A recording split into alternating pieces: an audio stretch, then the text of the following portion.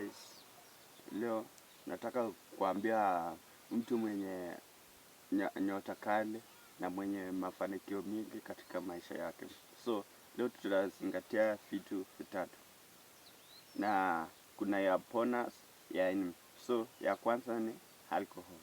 Mtu mwenye anasumbana na pombe au anakunywa pombe, akipata mshahara anaenda kukunywa hadi anasahau kwake, hadi anafanya nini, huyo mtu ako na nyota kali. Kama atachua vile atawaje hiyo pombe, itamharibu maisha yake. So hiyo ni nyota ya kwanza, imesimwa.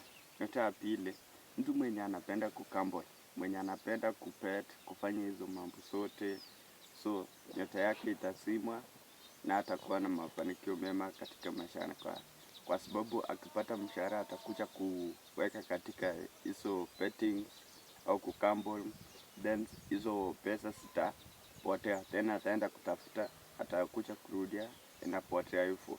Atakuwa na investment kwa maisha yake, then maisha yake itakuwa hivyo. Kitu cha tatu, masturbation, au vijana wenye wanasumbuana na punyeto. Punyeto inaathiri, au hiyo ni jinsi shetani anaweza tumia uke wako kuondoa mafanikio katika maisha yako. Utajiona hauko mwema katika mbele za Mungu.